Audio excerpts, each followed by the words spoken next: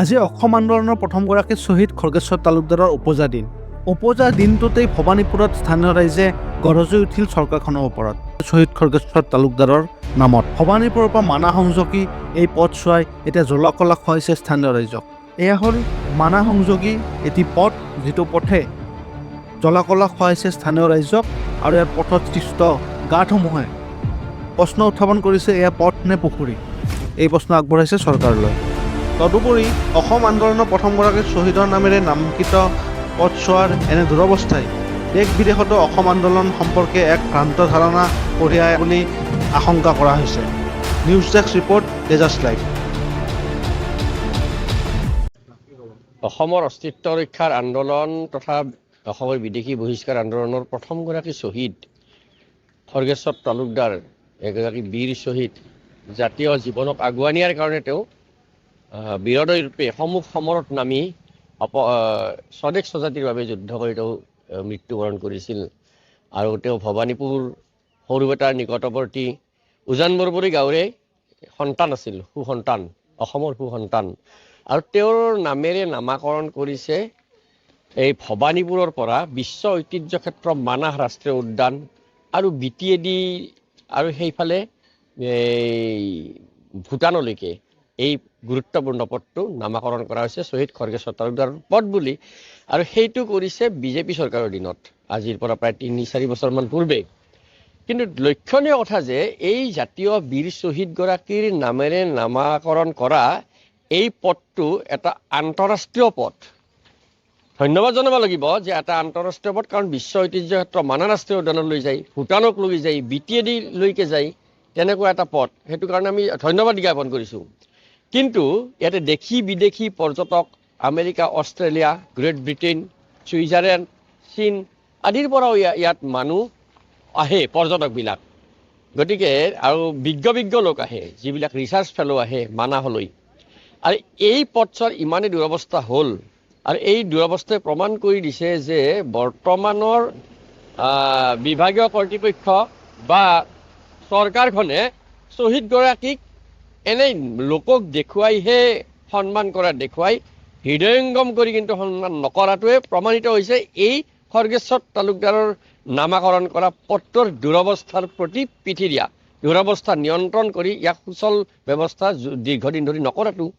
আৰু এটা লক্ষণীয় কথা কৈছে, এই ৰাস্তাটোৰে যিহেতু বিদেশী পৰ্যটকৰ আমদানি হয়, এতিয়া বিদেশী পৰ্যটক বা অসমৰ বাহিৰৰ ৰাজ্যবিলাকৰ পৰ্যটকসকলে, আগশাৰীৰ ব্যক্তিসকলে এই পথটোৰে গ'লে মানে কি এখন নগ্ন ছবি যাতায়াত ব্যৱস্থাৰ অসমৰ তেওঁলোকে অংকিত কৰি লৈ যায়। নগ্ন ছবিয়ে এখন প্ৰত্যক্ষ কৰে, যিটো নেকি আন্তঃৰাষ্ট্ৰীয় পথ এইটো এটা। গতিকে এই পথটো সোনকালে মেৰামতি হ'ব লাগে, নিৰ্মাণ হ'ব লাগে, কিন্তু নিৰ্মাণ নোহোৱাটো বৰ ডাঙৰ কথা। কথা হ'ল, ভৱানীপুৰ সৰভোগ বিধানসভা সমষ্টিত অসম বিধানসভাৰ সন্মানীয় অধ্যক্ষৰ পদ অলংকিত কৰিছে ইয়াৰে বিধায়কগৰাকীয়ে। কৰাৰ পিছত যিটো ভৱানীপুৰ চৌক বজাৰৰ পৰা খৰ্গেশ্বৰ তালুকদাৰ পথ নামাকৰণেৰে নামাঙ্কিত কৰা হ'ল, সেই পুণ্যাত্মাগৰাকীক, সেই শ্বহীদগৰাকীক আজিৰ তাৰিখত চৰকাৰখনে উচিত সন্মান দিব পাৰিছেনে? এইকাৰণে এই কথাটো উপস্থাপন কৰা হৈছে যে যিটো পথ ভৱানীপুৰ চৌক বজাৰৰ পৰা হাউদৰ ভিঠালৈকে আপোনালোকে চাওক, ডাঙৰ ডাঙৰ পুখুৰী সদৃশ গাঁতৰ সৃষ্টি হৈছে।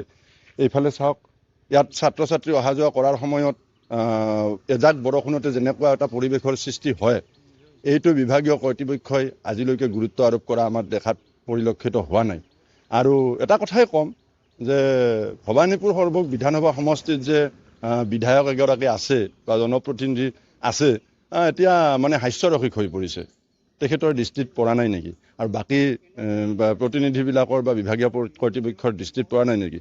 এজন সাধাৰণ নাগৰিক হিচাপে এই কথাখিনি আপোনালোকৰ জৰিয়তে বিভাগীয় কৰ্তৃপক্ষক আঙুলিয়াই দিলোঁ।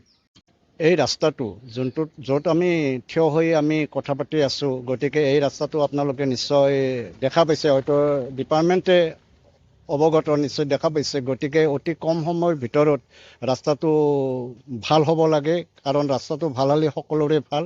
কাৰণ ইয়াতে বহুত যাতায়াতৰ কাৰণে গাড়ী মটৰ ল'ৰা ছোৱালী স্কুলত যোৱা ল'ৰা ছোৱালীৰ কাৰণে বিশেষভাৱে অসুবিধা হৈছে আৰু এই আপোনালোকে দেখিছে এই সন্মুখত মোৰ এটি ঘৰ এই মোৰ ঘৰৰ সন্মুখত গতিকে পানী কিমানটো জমা হৈ আছে এদিন এখন ডিপাৰ্টমেণ্টৰ মানুহ আহি কিনে মোৰ সন্মুখেদি মোৰ মাটিতে তেওঁলোকে নালা এটা কাটি দিলে নালাটো কাটি দিয়াৰ বিনিময় সমগ্ৰ ৰাস্তাৰ পানীটো যায় মোৰ ঘৰ চোতাল কমপ্লিট ঘৰৰ ভিতৰত সোমাই যায় আজি মোৰ কি অৱস্থা হৈছে সেইখিনিও ডিপাৰ্টমেণ্টৰ মানুহে চাওক আৰু অতি কম সময়ৰ ভিতৰতে এই পানীখিনি